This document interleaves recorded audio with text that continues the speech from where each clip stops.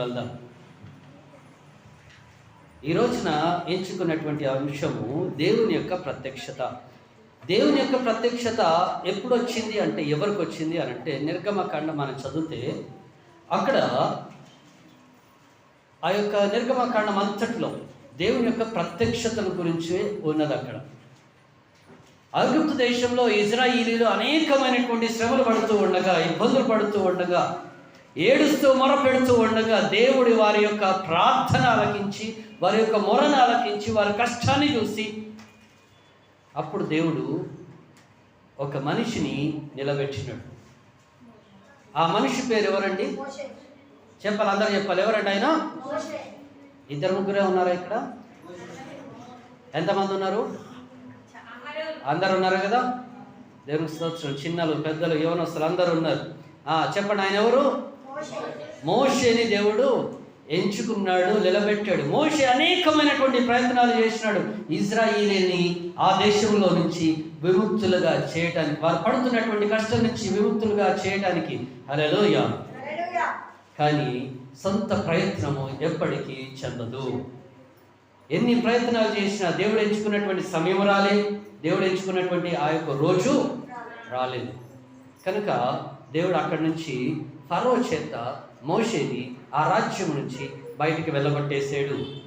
బయటికి వెళ్ళగొట్టేసిన తర్వాత కొద్ది దూరం వెళ్ళిన తర్వాత అక్కడ కొంతమంది ఉంటే వాళ్ళతో కలిసి, వారితో ముచ్చటించి, వారితో మాట్లాడి, వాళ్ళు ఎవరు, ఏ సంగతులు అనేసి అన్నీ తెలుసుకొని వాళ్ళతోటి జీవితము గడపడం మొదలుపెట్టినాడు. అందులో నుంచి ఆ యొక్క కుటుంబంలో నుంచి తన ఒక స్త్రీని వివాహం చేసుకున్నాడు. హల్లెలూయా. దేవుడు వివాహానికి ప్రాముఖ్యత చాలా ఎక్కువ ఇచ్చినాడండి. ఓల్డ్ టెస్టిమెంట్ కానీ, న్యూ టెస్టిమెంట్ కానీ పెళ్లికి చాలా పెద్ద ప్రాముఖ్యత ఇచ్చినాడు. కానీ దాన్ని ఎవరు కూడా అర్థం చేసుకోవడానికి ఇష్టంగా లేదు.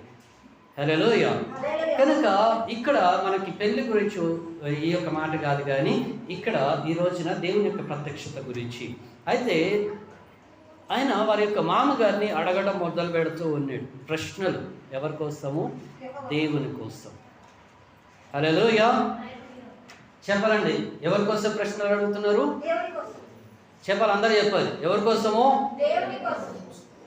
ఎప్పుడైతే మీరు రెస్పాండ్ అవుతారో మీకు వాక్యం అర్థమవుతున్నట్టు. మీరు రెస్పాండ్ కాలేదనుకోండి, మీకు వాక్యం అర్థం కాలేదు. మళ్ళీ నేను ఫస్ట్ నుంచి చెప్పాలి. హల్లెలూయా.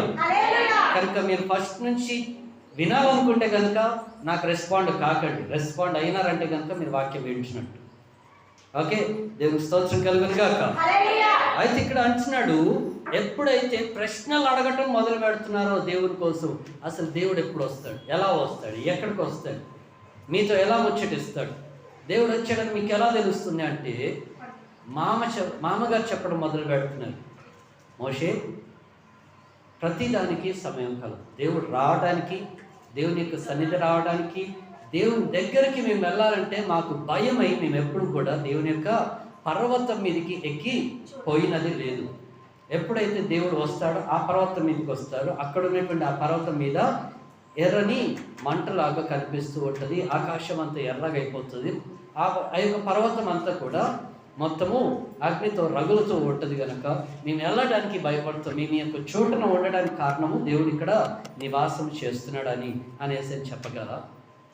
గొర్రెలు కాసుకుంటూ ఒకసారి మోషే ఆ ప్రాంతం దగ్గరికి వెళ్తూ ఉండగా దేవుని యొక్క ప్రత్యక్షత ఆ కొండ మీదకి వచ్చి ఉండగా, దేవుని కలవాలి, ఇంకా నాకున్నటువంటి ప్రశ్నలు నేను అడగాలి, దేవుని కలవాలి, దేవునితో మాట్లాడాలి అన్నటువంటి ఉద్దేశంను కలిగి, ఆశను కలిగి అక్కడికి వెళ్ళి మాట్లాడటం మొదలు పెడుతూ ఉన్నాడు.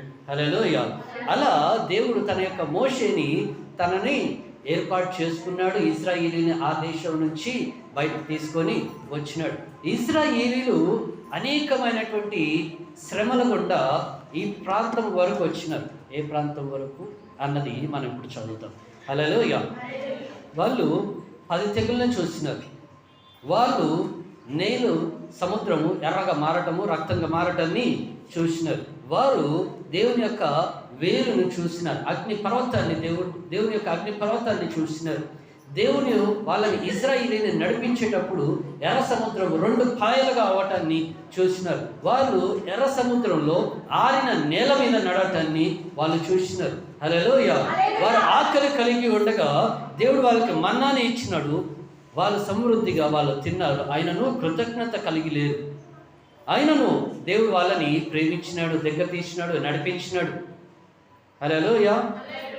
ఇన్ని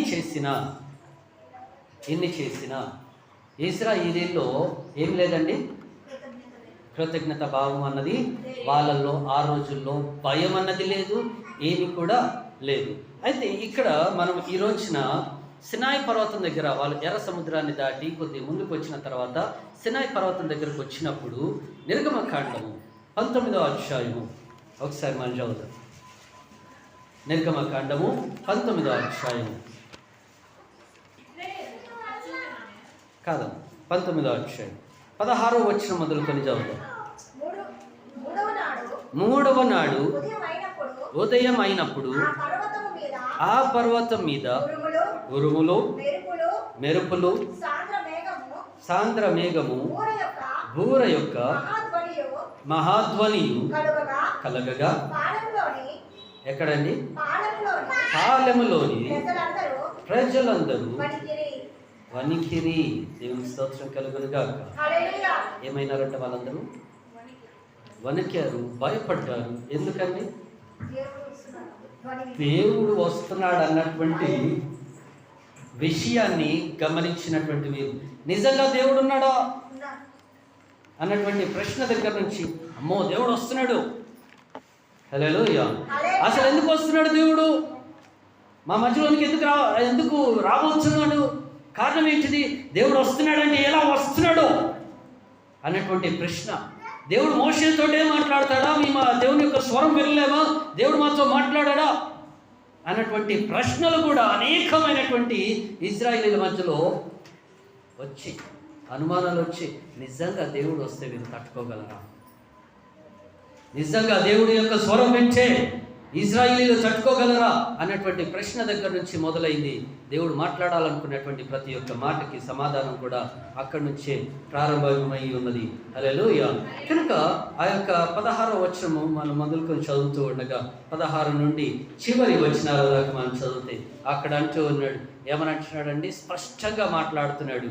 ఇగో ఇశ్రాయేలీలు మీరు సినాయి పర్వతం దగ్గరికి వచ్చి ఉన్నారు కనుక ఆ యొక్క సినాయి పర్వతంలో ఎలా ఉండాలి, పరిశుద్ధంగా, పాపము లేకుండా, మీ మాటలు జాగ్రత్త, మీ ప్రవర్తన జాగ్రత్త అనేసరి మాట్లాడుతూ వాళ్ళందరినీ పరిశుద్ధంగా ఉండడానికి అనేకమైనటువంటి ప్రయత్నాలు చేసినాడు మోషే. ఎన్ని రోజులు పరిశుద్ధంగా ఉండమన్నాడు? 3 రోజులు. 3 రోజులు వాళ్ళు పరిశుద్ధంగా ఉండమని చెప్పిన తర్వాత అక్కడ అంటున్నాడండి, ఏమని అంటున్నాడు తెలుసా, అక్కడి నుంచి మాట్లాడడం మొదలు పెడుతుంది. 3వ నాడు యెహోవా ప్రజలందరి కనుల ఎదుట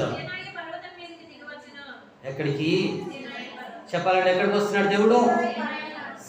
సినాయి పర్వతం మీదకి దేవుడు దిగి వస్తూ ఉండగా నీవు చుట్టూ ప్రజలకు ఏంటి ఏర్పరిచి, మేరన ఏర్పరిచి అనగా బార్డర్స్ని ఏర్పరిచి, ఒక ఏమంటారండి, బార్డర్ అంటే అందరికి అర్థమైపోతుంది కదా, బార్డర్ని ఏర్పరిచి సినాయి పర్వతం మీదకి ఎవరు రాకూడదనేసని వార్నింగ్. హల్లెలూయా. దేవుడు ఏమిస్తున్నాడు? There is a certain warning. మీరు నా దాకా పరిశుద్ధంగా ఉన్న, పాపము లేకుండా ఉన్న నా దాకా రావాలంటే దేర్ ఈజ్ ఎ బార్డర్. హల్లెలూయా. ఒక సరిహద్దు ఉన్నది. ఆ హద్దు దాటి నా దగ్గరికి రావడానికి మీరు వస్తే కనుక మీరు చనిపోతారు, జాగ్రత్త. హల్లెలూయా. ఈ రోజున చర్చిలోకి ఎవరు పడితే అలాగా ఇష్టం ఉన్నట్టుగా వచ్చేస్తున్నారు. There is a certain rule to come in to the church and to worship the lord Jesus. Hallelujah. దేవుని యొక్క సన్నిధికి రావడానికి, ఆరాధన చేయడానికి అక్కడ కొన్ని నియమములు దేవుడు ఏర్పాటు పెట్టి ఉన్నాడు, చేసి ఉన్నాడు. నా ఇష్టం వచ్చినట్టుగా నేను వస్తా, నా ఇష్టం వచ్చింది నేను చేస్తా అంటే దేవుడు ఒప్పుకోవట్లా. హల్లెలూయా. అయితే ఇక్కడ అంటున్నాడు మోషేతోటి ఏమని అంటూ ఉన్నాడు, చదవండి అక్కడ మాట. మీరు ఈ పర్వతమును ఎక్కవద్దు, దాని అంచును కూడా ముట్టవద్దు. భద్రము సుమి, ఈ పర్వతము ముట్టు ప్రతి వానికి మరణ శిక్ష. ఏంటిది మరణ శిక్ష?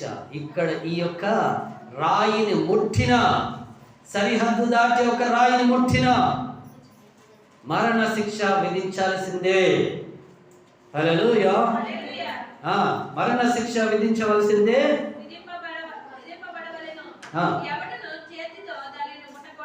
ఎవడను చేతితో దాన్ని ముట్టకూడదు. ముట్టినవాడు ఏమవ్వాలి? రాళ్లతో కొట్టబడాలి, లేక పొడవబడవలను. మనుష్యుడు దానిని బ్రతకకూడదు. బూరధ్వని చేయనప్పుడు వారు పర్వతం యొద్దకు రావాలను. అప్పుడు మోషే పర్వతం మీద నుండి ప్రజల యొద్దకు దిగి వచ్చి ప్రజలను పరిశుద్ధపరచగా వారు వారి బట్టలను ఉతుకుకొనిరి. అప్పుడు అతడు మూడవ నాటికి సిద్ధముగా ఉండుడి. ఏ పురుషుడును స్త్రీని చేరకూడదని చెప్పాను. మూడవ నాడు ఉదయమైనప్పుడు ఆ పర్వతం మీద ఉరుములు, మెరుపులు, సాంద్ర మేఘము, బూర యొక్క మహాధ్వని కలుగగా. హల్లెలూయా. దేవుడు పెట్టినటువంటి నియమములు ఇవన్నీ. ఈ యొక్క నియమములు మీరు పాటించిన ఎడల మీరు చచ్చకుండా బ్రతికి ఉంటారు. మీరు చావు చూడరు. ఆ బోర్డర్ని దాటి మీరు ఒకవేళ ఒక్క రాత్రిని ముట్టుకున్న మనుషుడైనను, పశువులైనను, పక్షులైనను ఏది కూడా దగ్గరికి దరిదాపుల్లోనికి రాకూడదు అనేసి అంటున్నాడు. ఒకవేళ వస్తే కనుక వారికి మరణ శిక్ష, రాళ్ళతో కొట్టి చంపాలి, లేకపోతే కత్తి చేత పొడవబడాలి. ఈ మాటలు చెప్పిన తర్వాత అక్కడ ఇశ్రాయేలీలో ఒక రకమైనటువంటి భయము ఏర్పడింది. ఆ భయం వల్లనే ఇశ్రాయేలీలు ఏమైనారంటే దేవుని యొక్క పర్వతం దగ్గర రావడానికి భయపడుతూ ఉన్నారు. బూరధ్వని వచ్చినప్పుడు ఇశ్రాయేలీలు అందరూ కూడా అక్కడికి రావాలి. ఆ యొక్క సరిహద్దులు ఏవైతే ఉన్నాయో సరిహద్దుల చుట్టూ వాళ్ళు ఇశ్రాయేలీలు అందరూ ఉండాలి. కొన్ని వేల మంది ఉన్నారు కనుక ఆ వేల మంది ఆ యొక్క మాటలు వినాలి, అందరూ దగ్గరికి రావాలనేసి దేవుడు ఆశ కలిగి ఉన్నాడు. హల్లెలూయా. అయితే ఒక మాటను మీరు గమనించండి. ఈ మాటలో ఒకసారి 20వ వచనం మనం చదివితే గనక ఆ బూరధ్వని వచ్చినప్పుడు దేవుడు మోషేను పైకి రా, హల్లెలూయా అని పిలుస్తూ ఉన్నాడు. ఆ మాటను చూడండి. యెహోవా సినాయి పర్వతం మీదికి, అనగా ఆ పర్వతం శిఖరం మీదకి దిగి వచ్చెను.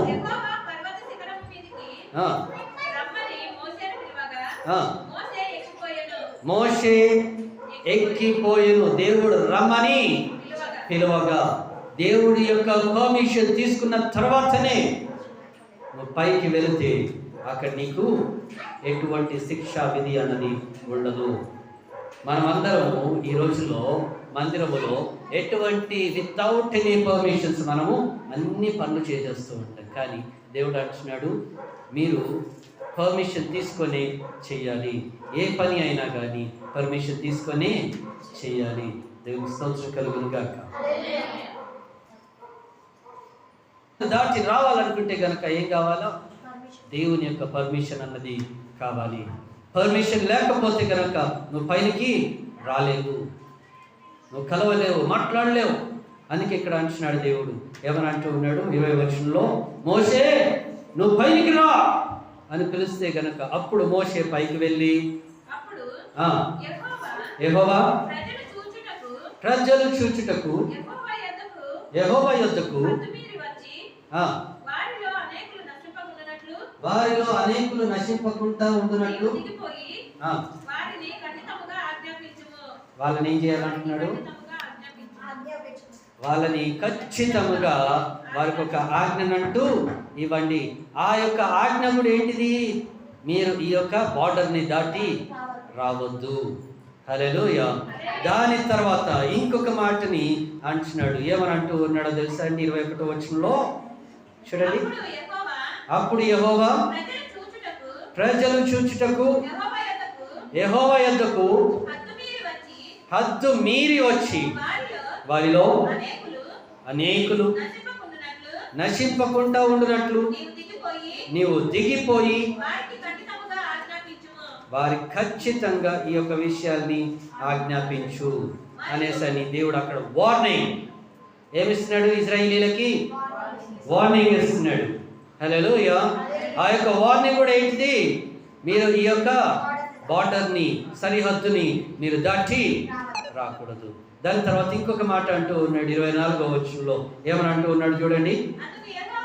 అందుకు యెహోవా నీవు దిగి వెళ్ళుము, నీవును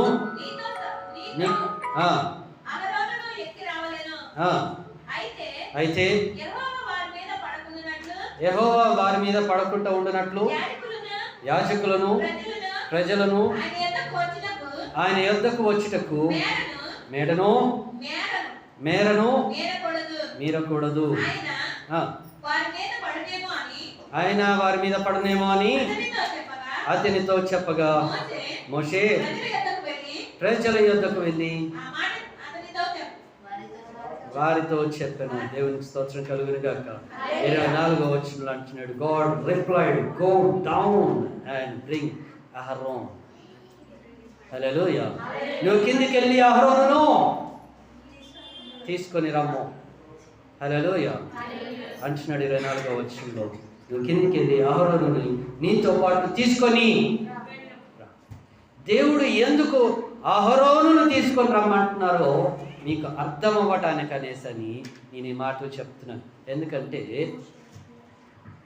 మందసము అని అంటే కనుక ఎలా కట్టాలి, ఎలా చేయాలి, దీని యొక్క ప్రాంగణాలు ఏంటిది, దీని యొక్క వైశల్యత ఏంటిది, అహరోను యొక్క పని ఏంటిది అంటే గోల్డ్ స్మిత్, బంగారమును ఏదైనా కానీ రూపమును ఇవ్వగలడు. బంగారానికి ఏ రూపమునైనా ఇవ్వగలడు. అహరోను ఒక లేవీయుడు. హల్లెలూయా. అహరోను ఎవరండి? ఒక లేవీయుడు. అందులోనూ బంగారం యొక్క పని తెలిసినటువంటి వాడు. హల్లెలూయా. మీరు వాక్యాన్ని ఇంకను కిందకి మనం చదువుతూ ఉంటే గనక దేవుడు మోషేని కొద్ది సమయం అయిన తర్వాత పంపించేస్తాడు. అహరోన్ని ఇంకా పంపించేసి ఆయన తెలియవలసినటువంటి లెక్కలు అతనికి తెలిసాయి. ఏం లెక్కలు? ఏవైతే ఉన్నాయో మందసముల గురించి, మరి అదేవిధంగా 7 దీపస్తంభముల గురించి, సాక్ష్య బల్ల కోసము, ప్రత్యక్ష గుడారంలో ఉండవలసినటువంటి గంగాలము కోసము, దహన బలికి సంబంధించినటువంటి ఆ యొక్క ప్రాంగణాలు ఎలా కట్టాలి, ఏం చేయాలి అన్నటువంటి లెక్కలు ఆయనకు తెలిసి ఉన్నాయి గనక ఇంకా అతన్ని పంపించు మోషే, అతన్ని పంపించేసి అతనికి నేను చూపించినట్లుగా కట్టాలి. హల్లెలూయా. అంటే ఇశ్రాయేలీయులు ఎందుకు ఈ యొక్క పదమును ఎంచుకున్నారు? మోషే లేడు, చనిపోయాడు, అహరోన్ ఒక్కడే వచ్చాడు, మోషే పని అయిపోయింది ఇంకా అనేసి అని ఎందుకు అనుకున్నారు? 40 రోజులు 40 రాత్రులు దేవునితో ఉండాలి అనేసి దేవుడు అన్నాడు. మీరందరూ ఇక్కడే ఉండాలి అనేసి అని అన్నాడు. అందులో 2 పోతే ఒక్కలే రిటర్న్ వచ్చినారు కనుక ఇంకొకరు ఏమైనట్టు? హల్లెలూయా. ఒకరు బిజీగా ఉన్నారు, ఒకరు పని మీద ఉన్నారు, ఇంకొకరు రాలేదు అంటే కనుక ఏదో ఒకటి అనేసి అని వాళ్ళు అర్థం చేసుకోవాలన్నా ఇశ్రాయేలీయులు అర్థం చేసుకోరు. మోషే చనిపోయాడు, అయిపోయింది. ఓ రోజు వచ్చాడు, ఆ రోజు చెప్పాడు, ఓ రోజు గడిచింది, 2 రోజులు గడిచింది. మనిషి యొక్క ఆలోచనలో పురుగు తిరగడం ఎంతసేపు అండి? ఈ పురుగు ఎంత చెడుగా రిప్రజెంట్ చేస్తూ ఉందంటే, దేవుడు ఒక పక్క మోషేతో మాట్లాడుతూ ఉన్నాడు, పదాజ్ఞలు చెప్తూ ఉన్నాడు, ఏం చేయాలో చెప్తూ ఉన్నాడు, పాటించవలసినటువంటి నియమములు లేవీయులు పాటించవలసినటువంటి నియమములు, ఇక్కడ ఉన్నటువంటి పండుగలను ఆచరించవలసినటువంటి నియమములు, ఇప్పుడు ప్రత్యక్ష గుడారంలో వీరు చేయవలసినటువంటి అర్పణలు, వాళ్ళు పాటించాల్సినటువంటి నియమములు దేవుడు చెప్తూ ఉన్నాడు మోషేకి. ఇక్కడ వీరు చేసేటువంటి పనులు ఏంటిదండి చెప్పాలి. అహరోను ఒక్కడే వచ్చాడు కనుక అహరోను దేవుడు ఉన్నాడా? మాకైతే వినిపించింది దేవుడు ఉన్నాడు అనేసి మాకు తెలుస్తుంది, మాకు ఆ భయము తెలుస్తుంది, మా యొక్క ఆ యొక్క భయము మమ్మల్ని వణికిస్తూ ఉందన్నటువంటి విషయము అహరోనుకి తెలిసి ఏం చేస్తూ ఉన్నారండి ఏంటండి? అందరూ భయపడుతున్నారు. కానీ ఐగుప్తు దేశం నుంచి వచ్చినటువంటి వేరొక కొంతమంది జనులు లేడు అహరోను ఒక్కడే వచ్చి మోషే చచ్చిపోయాడు, మోషే పని అయితే నడండి మన దేవుని మనమే తయారు చేసుకుందాం, కట్టుకుందాం, చూసుకుందాం, బయలుదేవతను మళ్ళా తిరిగి కట్టుకుందాం, ఆరాధన చేసుకుందాం అనేసి అనుకున్నటువంటి ఇశ్రాయేలుని దేవుడు చూస్తూనే ఉన్నాడు. ఒక కంట కనిపిస్తూనే ఉన్నాడు, కనిపెడుతూనే ఉన్నాడు. మోషే దేవునితో మాట్లాడుతున్నాడు. వీరు చేసే పని పిచ్చి పనులు వీరు చేస్తూ ఉన్నాడు. అహరోను సాక్ష్యం చెప్పాల్సింది పోయి అహరోను కూడా దగ్గరుండి ఆ బంగారం యొక్క పనులు వాళ్ళు చెప్తున్నా కొద్ది, ఎందుకంటే చెప్తుంటే వాళ్ళు వినట్లేదు కనుక. ఏంటండి అహరోను చెప్తుంటే వినట్లేదు.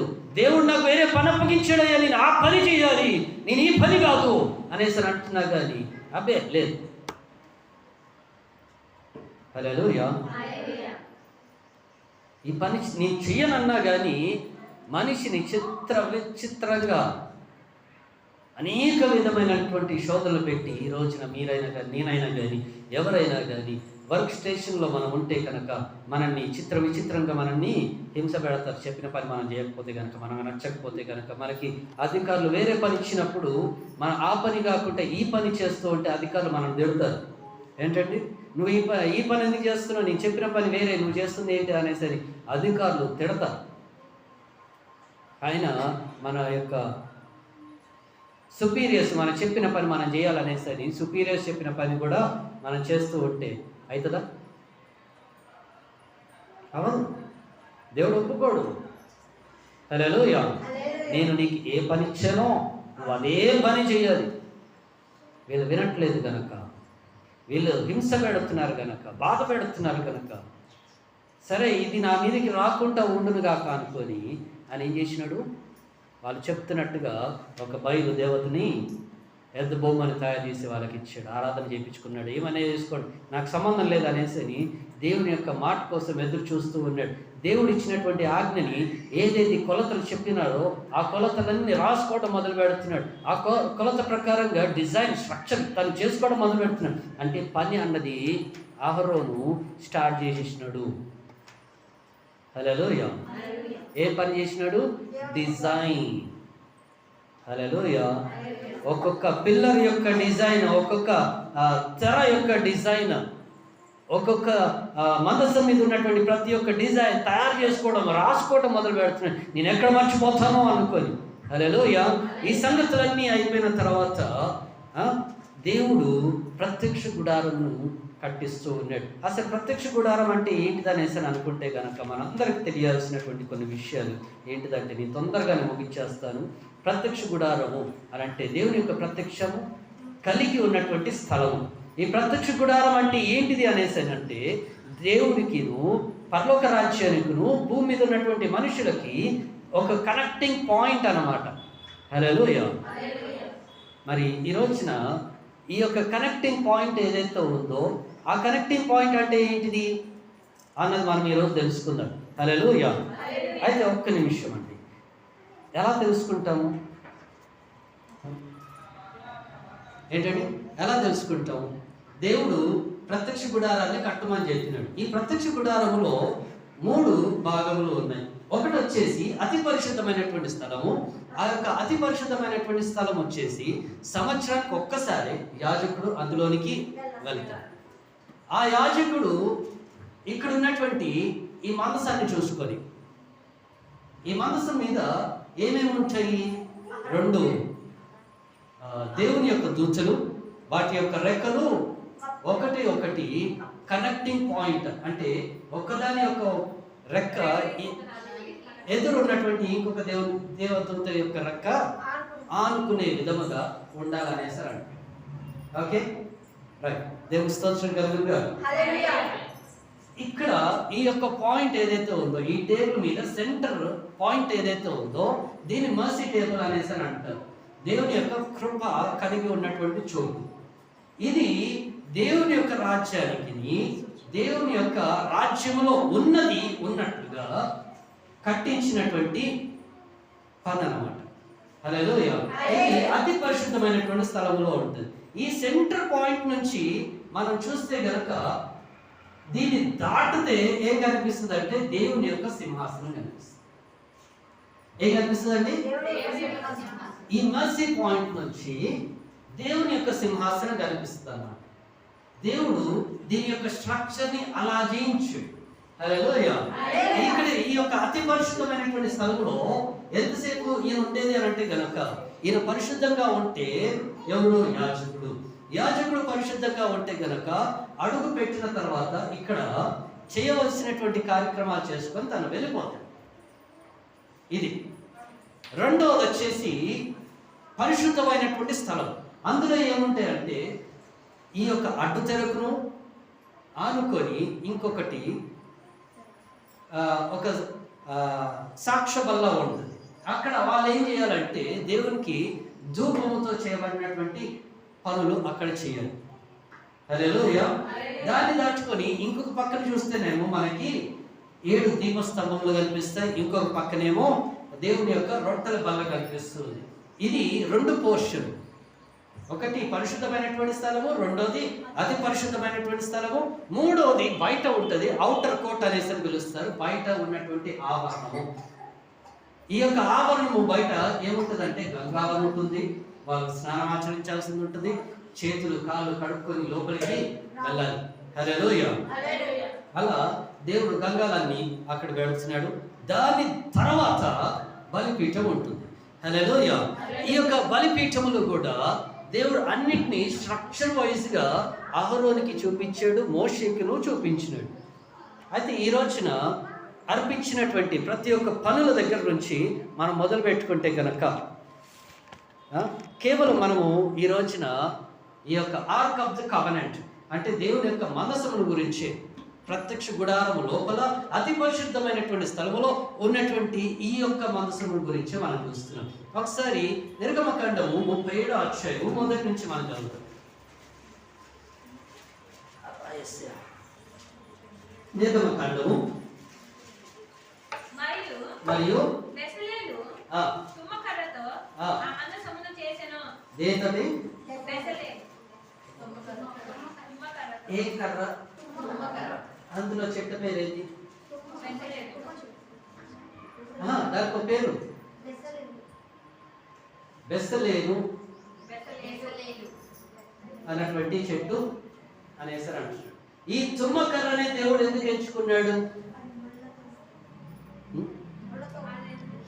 అది పెరిగేటువంటి చోటును కూడా చూడండి. మన దగ్గర ఉన్నటువంటి తుమ్మకర్రలు వేరు, అక్కడ ఉన్నటువంటి తుమ్మకర్రలు వేరు, వేరే దగ్గర ఉన్నటువంటి తుమ్మకర్రలు వేరు, ప్రతి చోట ఉన్నటువంటి తుమ్మకర్రలు వేరు, కానీ దాని యొక్క గుణము ఒకటే.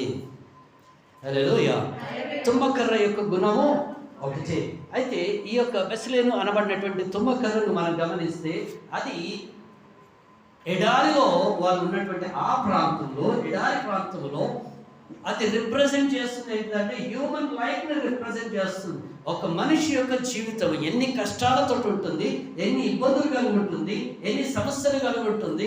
ఆ చెట్టు అన్నది, ఎడారిలో ఉన్నటువంటి ఆ చెట్టు అన్నది, ఆ తుమ్మ చెట్టు అన్నది ఎలా ఉంటుంది?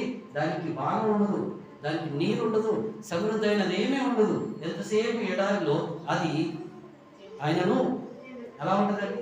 ఎండిపోకుండా దాని కింద అందరికి ఆశ్రయం ఉండే విధంగా చల్లని నీడ కూడా అది ఇస్తూ ఉంటుంది. దాని గుణం అది, మనిషి యొక్క గుణం కూడా అలాగే ఉండాలనేసి దేవుడు రిప్రజెంట్ చేస్తున్నాడు. దాని లోపల చూడండి, అది ఉన్నటువంటి ఆ చెట్టు లోపల పచ్చిగా ఉన్నప్పుడు చూడండి, అది ఎంతసేపు జిగురు దాంతో కలిగి ఉంటుంది. కొన్ని పాయింట్స్లో ఒక లోతు వరకు జిగురు అన్నది దానికి వస్తుంది. దాన్ని మనము పాత రోజుల్లో, మేము చదువుకున్నటువంటి రోజుల్లో గమ్ముగా మేము యూజ్ చేసాం.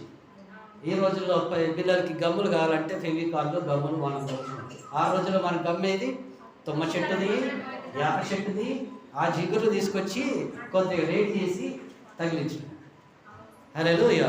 అవి మన గమ్ములు. ఈ రోజుల్లో గమ్ములు అన్ని 10 రూపాయలు పెడితే వస్తున్నాయి. దేవుడు ఇచ్చిన న్యాచురల్ గమ్ములు మనకు మనవద్దు. దేవుడికి స్తోత్రం కలిగింది కదా. అంటే దేవుడు మనకి ఈ యొక్క జిగురును కూడా ఎంతవరకు ఉన్నదో కూడా చూపిస్తున్నాడు అందులో. అంటే మనిషి యొక్క కష్టాన్ని అక్కడ చూపిస్తూ ఉన్నాడు, రిప్రజెంట్ చేస్తున్నాడు. ఆ తుమ్మకర్రతోటి దేవుడు కట్టించమని చెప్పాడు. ఇది కట్టడానికి వీళ్ళని దేవుడు ఎంచుకున్నాడు అనేసి అని అనుకుంటున్నారు. కేవలం ఇది కర్రను మట్టుకే ఎంచుకోవడానికి, దీన్ని కట్టించడానికి, దీన్ని రూపురేఖలు చేయడానికి అన్నిటికీ దేవుడు ఇంకొక మనిషిని పెట్టుకున్నాడు. ఆ మనిషి యూదా గోత్రానికి సంబంధించినటువంటి మనిషి. హల్లెలూయా. ఇంకొకరిని సపోర్ట్ గా దేవుడు పెట్టుకున్నాడు. వాళ్ళు దాను గోత్రానికి సంబంధించినటువంటి వ్యక్తి. అంటే ఇప్పుడు ఎన్ని గోత్రాలు కలిసి పనిచేస్తున్నాయో ఈ యొక్క పనికి? 3 గోత్రములు కలిసి. ఇప్పుడు అర్థమవుతుందండి, దేవుడు 2 లేదా 3 ఉన్న దగ్గర నేను ఉంటాననేసి ఎలా అన్నాడు? పాత నిబంధన గ్రంథం నుండి మీరు ఎక్కడున్నా కానీ 2 ఉన్నా 3 ఉన్నా నేను అక్కడ ఉంటాననేసి అన్నాడు. ఎలా అన్నాడు? ఒక్కరి వల్ల కాదు ఇది, ఇంకొకరు కావాలి. ఇది 2 వల్ల కూడా కాదు, అది ఇంకొకరు కాదు. హల్లెలూయా. ఒక్కొక్కరికి ఒక్కొక్క పని దేవుడు ఇవ్వట్లే, ఒకే పనిని 3కి ఇచ్చాడు దేవుడు. ఈ రోజున మనం దాన్ని రిప్రజెంట్ చేసుకొని మనం నిలబడితే కనుక జనులందరికీ సువార్త అందించేటువంటి పని మనకిచ్చినాడు దేవుడు. ఎవరికి ఇచ్చినాడు దేవుడు? జనులందరికీ అందించేటువంటి సువార్త పని దేవుడు మనకు అందించినాడు. అయినా ఈ పని మనము చేయలేదు. కానీ ఆ రోజుల్లో ఆ పని చేయకపోతే కనుక దేవుడు ఊరుకునేవాడు కాదు. ఈ రోజుల్లో ఊరుకుంటున్నాడు. ఎందుకంటే ఈ మందసము ఏమైంది చెప్పాలండి? ఈ రోజుల్లో మందసము లేదు. ఎందుకు? దేవుడు మన గురించి కలువరి శిలువలో మరణించి చనిపోయి తిరిగి లగటం వలన ఈ రోజు ఇప్పటికీ ఈ మందసము కానీ, ఇశ్రాయేలీయులు కానీ, లేకపోతే 12 గోత్రాలు కానీ, లేవీయులు కానీ, యాజకులు కానీ, ప్రధాన అర్చకులు కానీ ఎవరు కనిపించడంలా. ఎందుకు? ఎవరు కనిపిస్తున్నారంటే అందరూ చూసేది ప్రభు అయిన యేసుక్రీస్తు మాటకి, ఇంకెవరిగా. హల్లెలూయా. అయితే ఈ యొక్క రిప్రజెంటేషన్ ఏదైతే ఉందో, ఈ యొక్క వుడ్, ఈ యొక్క చెక్క మనిషి జీవితాన్ని చూపిస్తుంది. హల్లెలూయా. దాని తర్వాత ఇంకొక విషయాన్ని మనం గమనిస్తే, దేవుడి యొక్క పనిని చేయమని చెప్పినాడు. ఎలా చేయమని చెప్పినాడంటే ఈ యొక్క అధ్యాయం మనం చదివితే 1 నుండి 9 వచనాలు మనం చదివితే, అక్కడ ఒకసారి 2వ వచనం చదవండి. లోపలను వెలుపలను దానికి ఏమి పొదిగించి? మేలిమి బంగారపు యొక్క రేకుని పొదిగించి దాని చుట్టూ బంగారు జవ్వలు చేసాను. దేవుని స్తోత్రం కలుగును గాక. అయితే అంటున్నాడు, ఈ యొక్క మందసం దేవుడు ఏదైతే కట్టిస్తూ ఉన్నాడో ప్రత్యక్ష గుడారం లోపల, ఈ మందసం బయటను లోపలను బంగారం యొక్క రేకులు పొదిగించాడు. బంగారం యొక్క రేకులు బయట పెట్టచ్చు, ఓకే, బాగానే ఉంది. కానీ లోపల ఎందుకు పెట్టాలన్నది కూడా మీరు ఆలోచించారు. సరే, బయట అంటే కనుక అది కనిపిస్తూ ఉన్నది, అది బంగారంతో చేయబడింది అనేసి తెలుస్తూ ఉంది. కానీ లోపల ఎవరు చూస్తున్నారు? లోపల ఎవరు దీన్ని గమనించేది? లోపల ఎందుకు ఇది అవసరం అనేసారంటే, ఇది దేవుని యొక్క పరలోక రాజ్యానికి రిప్రజెంట్ చేస్తూ ఉన్నది కనుక. ఈ రోజుల్లో మందసం దేవుడు ఆ రోజుల్లో కట్టించినటువంటి యొక్క మందసం, ఇప్పుడు మన దగ్గర ఈ టేబుల్ ఉంది. ఈ టేబుల్ యొక్క హైట్ సైజు ప్రకారం దీన్ని ఎలా తీసుకెళ్ళచ్చు? ఎలా తీసుకెళ్ళచ్చండి?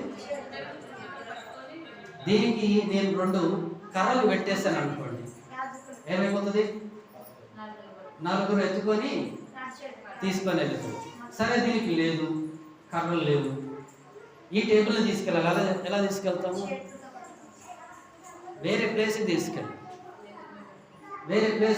ఎలా తీసుకెళ్తాము? బండి మీద తీసుకెళ్ళగలము, సైకిల్ మీద తీసుకెళ్ళగలము. పాత రోజులైతే రిక్షాలు ఉన్నాయి, ఈ రోజుల్లో రిక్షాలు లేవు. రిక్షాలో తీసుకెళ్లే వాళ్ళము, ఆటోస్లో తీసుకెళ్ళచ్చు, లేదనుకుంటే కార్లో తీసుకెళ్ళచ్చు. హల్లెలూయా. అంతేనా? ఈ బల్లం తీసుకెళ్లేటువంటి ప్రక్రియ. ఈ బల్ల సైజు ఎంతైతే ఉందో అదే సైజులో, అంటే ఇంచుమించు అదే సైజులో దేవుని యొక్క మందసం కూడా ఉంది. హల్లెలూయా. దేవుని యొక్క మందసము దీని అంతగానే ఉన్నదనేసని మీరు ఊహించుకోండి. ఈ టేబుల్ అంత ఉన్నదని ఊహించుకోండి. ఈ అంత ఎత్తు, వెడల్పు, పొడవు ఇంత ఉందని ఊహించుకోండి. లెక్కలు మనం అక్కడ చూసిన తర్వాత మనం ఇక్కడ కొలుచుకున్నాం తర్వాత ఎప్పుడైనా. హల్లెలూయా. అయితే ఈ యొక్క లెక్క ప్రకారము లోపలను బయటను పూర్తిగా బంగారంతో చేయాలి. ఎందుకని? దేవుడు లోనున్నటువంటి వాటిని కూడా పరిశుద్ధంగా ఎంచుతూ ఉన్నాడు గనక. అవి ఏంటి అనేవి కూడా మనం తర్వాత చూస్తాం. హల్లెలూయా. అయితే బంగారంతో పొదిగించిన తర్వాత మూడోది అంటున్నాడు, ఏమనంటూ ఉన్నాడు? దానికి 4 బంగారు ఉంగరములను పోతపోసి ఒక పక్కన 2 మరొక పక్కన 2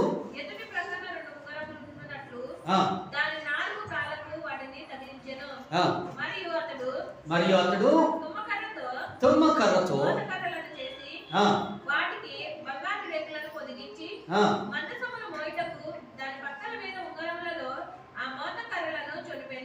ఓకే ఫైన్, చదవండి ఇంకా తర్వాత.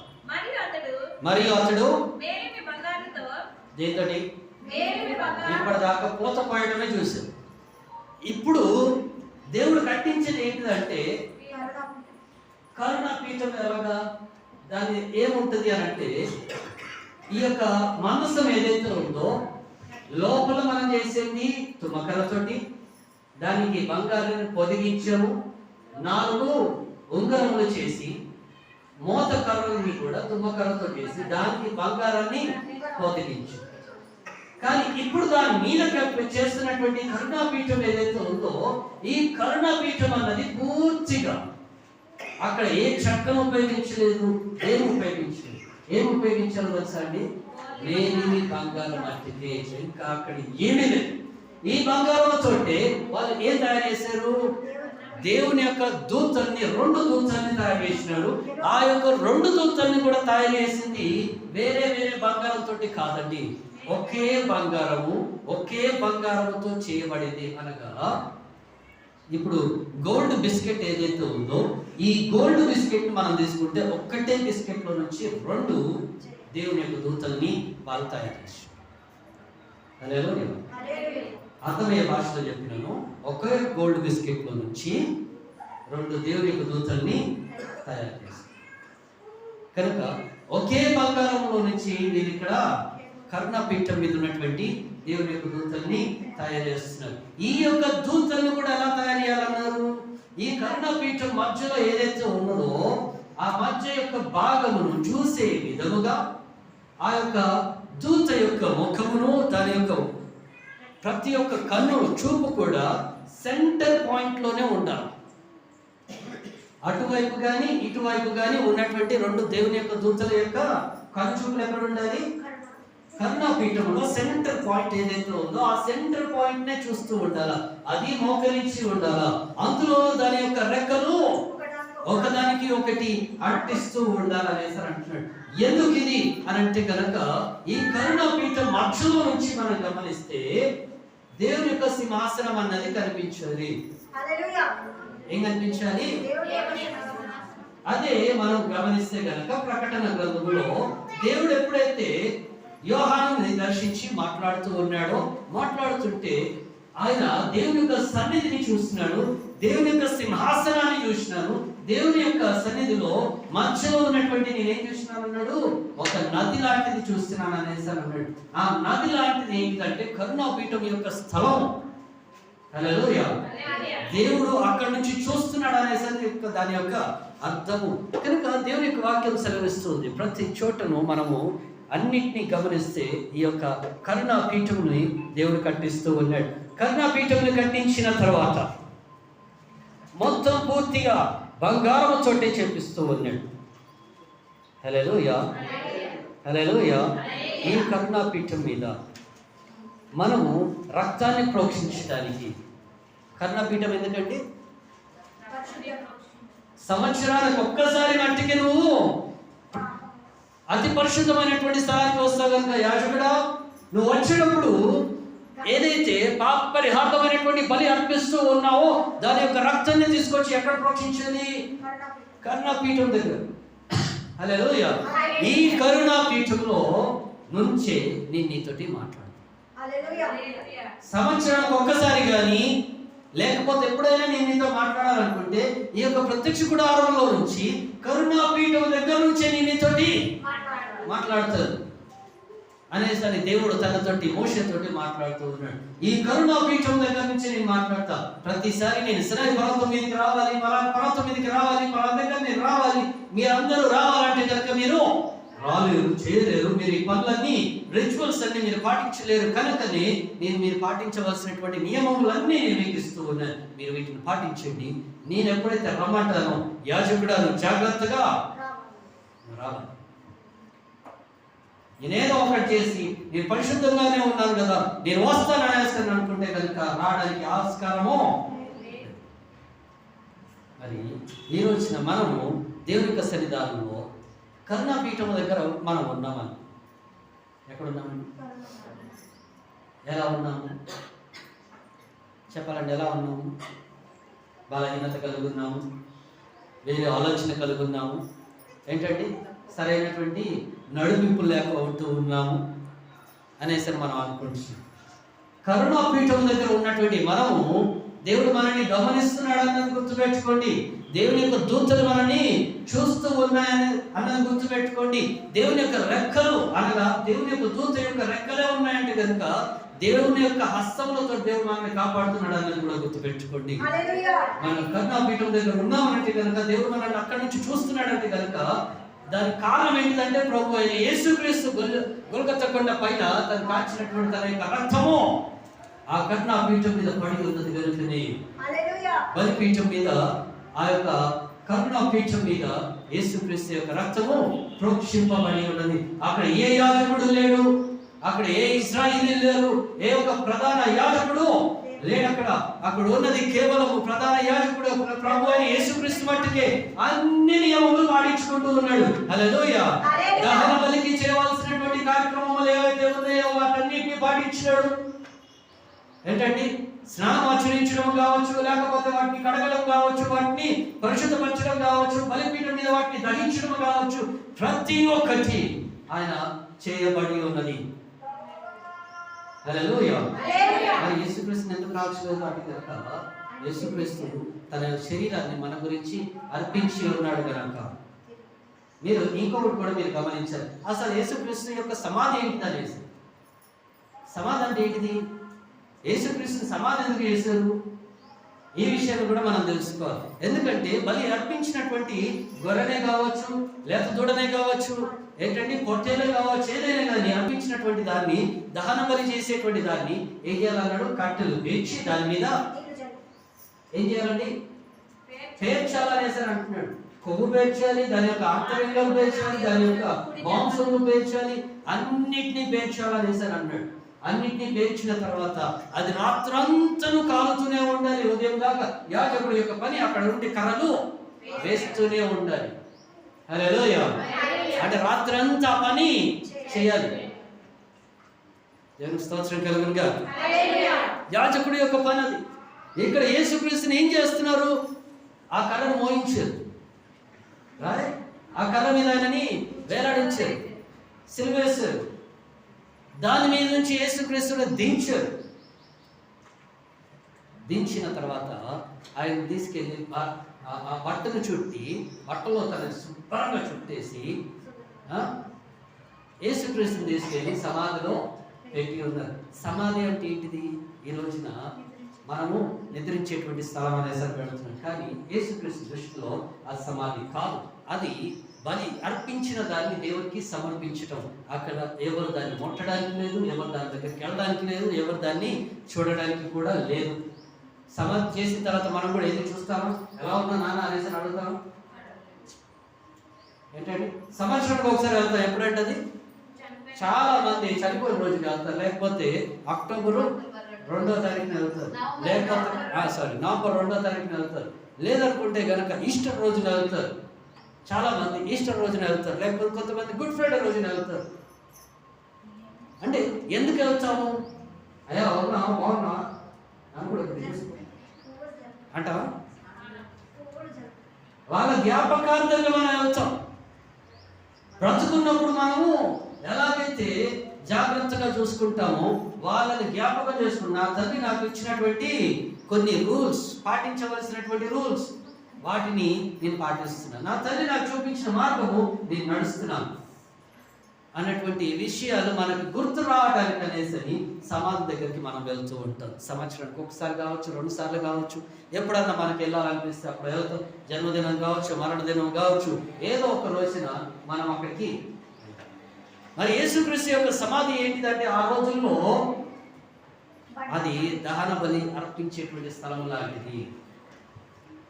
అక్కడి నుంచి ఈ పైన సువాసనలు యేసు తండ్రి యెహోవాకి వెళ్ళాల్సినటువంటి చోటు.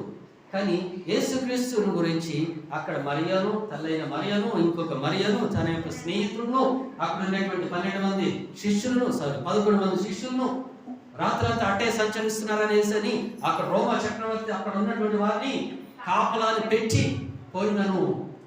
హల్లెలూయా, హల్లెలూయా. అది దేవునికి సమర్పించి ఉన్నది కనుక, పాప పరిహార్థమైనది కనుక, అది దేవునికి సమర్పించి ఉన్నది కనుక అదేమైంది? రాత్రంతా జాగారం చేసి మన యాజకుడు చేయవలసినటువంటి పని ఏంటి? కర్రలు వేయడం, మంట వేయడం, మంట ఆరిపోకుండా చూసుకోవడం. ఆ పని ఎవరు చూసుకున్నారు? ఎవరైనా ఇజ్రాయేలీలు వచ్చి, ఎవరైనా తన శిష్యులు వచ్చి ఎవరైనా అని ఎత్తుకెళ్ళిపోతారు అనేసి కాపలాకారుని ఎవరు పెట్టారు? చక్రవర్తి పెట్టారు. హల్లెలూయా. అంటే రిచువల్స్ కూడా దేవుడు తనంతా తానే చేసేస్తూ ఉన్నాడు. ఈ గొర్రెలకు సంబంధించిన అన్ని ఏం చేస్తున్నాడండి?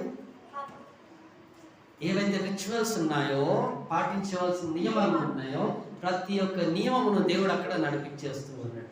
నడిపించినాడు కనుకనే కరుణాపీఠము దగ్గర దేవుడు మనల్ని చూస్తున్నాడు. ఆయన చిందించినటువంటి రక్తం వలన దేవుడికి ఎవరు కనిపిస్తున్నారు అంటే మనం కనిపిస్తున్నాం.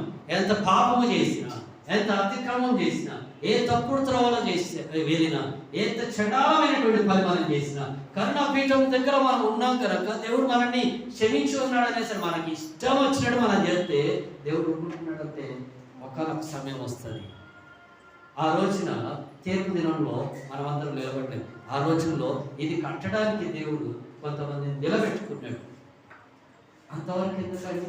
ఇదంతా పూర్తయిన తర్వాత రాజుల గ్రంథంలో దీన్ని తీసుకొని వెళ్తూ ఉంటే, మందసాన్ని తీసుకొని వెళ్తూ ఉంటే కనుక గెలిచినప్పుడు ఆనందగారాలతో వెళ్ళినారు. ఓడిపోయి మందసం ఎవరైతే తీసుకెళ్ళిపోతున్నారో, ఏ రాజ్యం అయితే తీసుకెళ్ళిపోతుందో అక్కడ తెగుళ్ళు వచ్చి ఆ రాజ్యం అంతా చెడిపోవడం. హల్లెలూయా.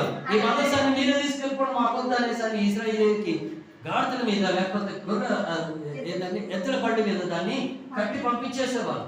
అలా పంపించేస్తూ ఉంటే పొరపాటున జారి పడుతూ ఉంటే ఒక అతను పొరపాటున ముట్టుకున్నందుకు, పొరపాటున అయ్యో పడిపోతుంది కదా అనేసి ముట్టుకున్నందుకు ఆ మనిషి అక్కడికక్కడే పడి చనిపోయినాడు.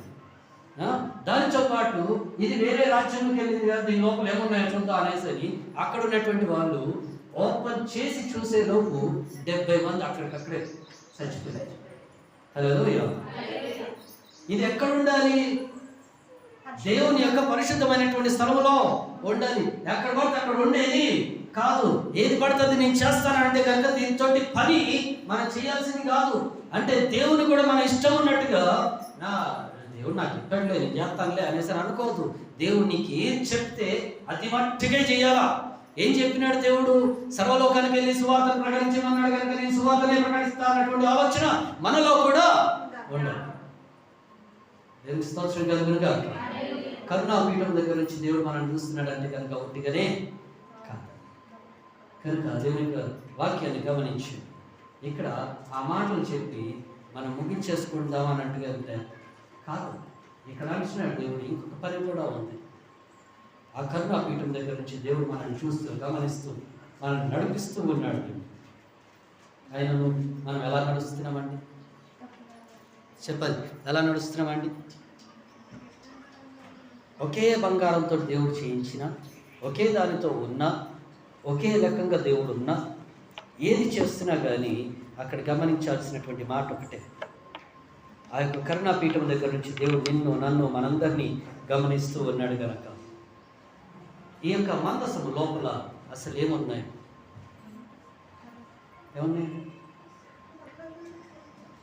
మందసము లోపల దేవుడు మోషేతోటి పెట్టించింది ఏంటంటే 10 ఆజ్ఞల యొక్క 2 పాత్రలు.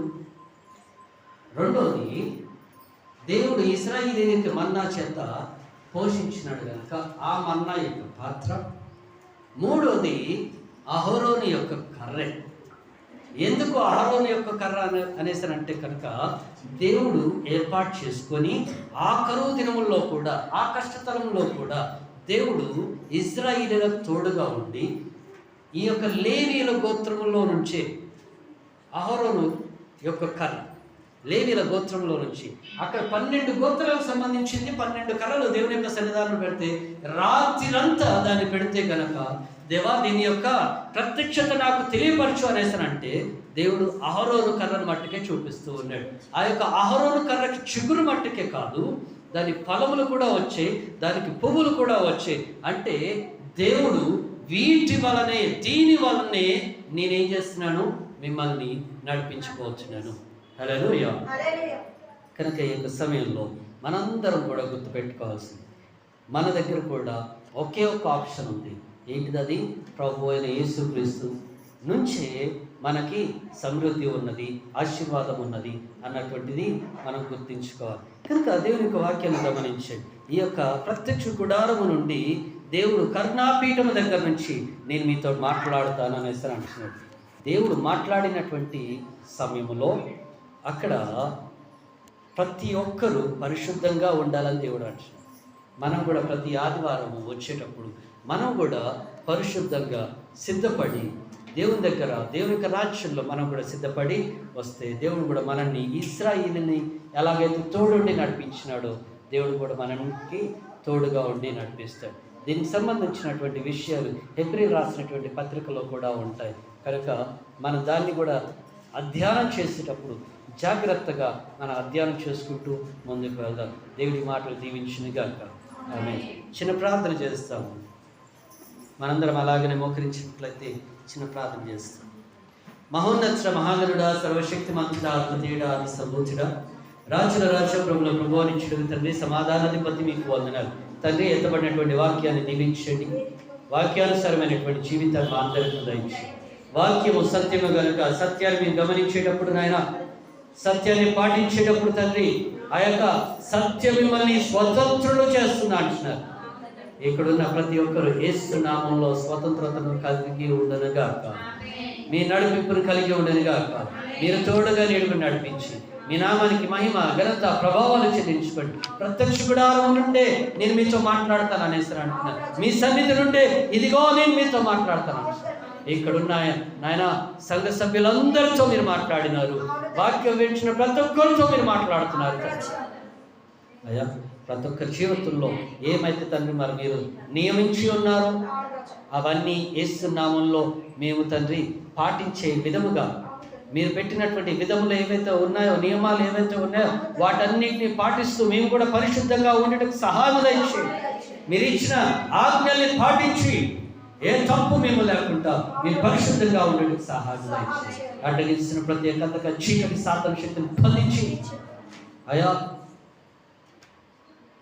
మీ వాక్యాన్ని మా యొక్క హృదయాల్లో భద్రపరుచుకొని నానాటికి తండ్రి ఆ యొక్క వాక్యము చిగురు చేసే విధముగా ఎత్తబడి తండ్రి, ఆ యొక్క నాయన వాక్యము తండ్రి అంచెలంచెలుగా ఎదిగి తండ్రి మేము అభివృద్ధిని కలిగి ఉండి, సమృద్ధిని కలిగి ఉండి, అంచెలంచెలుగా ఎదుగుతూ ఫలించుటకు సహాయం దయచేయండి. 30 దంతలుగా, 60 దంతలుగా, 100 దంతలుగా మేము ఫలించుటకు సహాయం దయచేయండి అయ్యా. మరి సమయంలో మీ యొక్క పిలుపును కలిగి ఉన్నటువంటి మేమందరం నీ రక్షణ మేము కలిగి ఉన్నాం కనుక మాకు ఇచ్చినటువంటి ఆజ్ఞ తండ్రి అయా, సర్వలోకానికి వెళ్ళి సువార్తను ప్రకటించమన్నారు. ఆ సువార్తని మేము ప్రకటించేటువంటి భాగ్యం మాకు దయచేసి మీ కృపలో మమ్మల్ని భద్రపరిచి స్థిరపరిచి నడిపించండి అయ్యా. మీ యొక్క ఆజ్ఞని పాటిస్తూ మీ సన్నిధానంలో మీ కృపలో మీ ముందుకు వెళుతూ నడిపిస్తూ అయ్యా, మీరు మా చేపట్టి నడిపిస్తూ మీ కరుణా పీఠము దగ్గర నుంచి మమ్మల్ని చూస్తూ మా బలహీనతల్లో మాకు బలంగా ఉంటూ, మా అపజయాల్లో మీరు మాకు తోడుగా ఉంటూ, అయ్యా మా యొక్క బలహీనతల్లో తండ్రి మీరు మాకు స్వస్థత ఇస్తూ, విడుదలిస్తూ, విజయం ఇస్తూ మమ్మల్ని నడిపిస్తూ ఉన్నారు. అయ్యా ఈరోజు వాక్యం విన్న ప్రతి ఒక్క జీవితాల్లో ఇది మొదలుకొని తండ్రి వారి యొక్క హృదయాల్లో తండ్రి వాక్యం భద్రపరుచుకున్న దాని ప్రకారం, వాక్యము తండ్రి ధ్యానించిన దాని ప్రకారం తండ్రి అద్భుతాలు సూచకులు ప్రతి ఒక్క జీవితాల్లో కలిగి ఉన్నది గాక. నీ నడిపింపును కలిగి ఉండను గాక, నీ సమాధానం కలిగి ఉండను గాక, మీ విడుదల కలిగి ఉండను గాక. మీ యొక్క తండ్రి సమృద్ధి ఇక్కడున్న ప్రతి ఒక్కరికి, వాక్యమైన ప్రతి ఒక్కరికి కలిగి ఉండను గాక. గొప్ప విజయము దయచేసి స్థిరపరిచి నడిపించమన్నాడు యేసుక్రీస్తు పరిశుద్ధ నామములో అతి వినయంగా బ్రతిమలాడి వేడుకుంటున్నాము తండ్రి. ఆమేన్.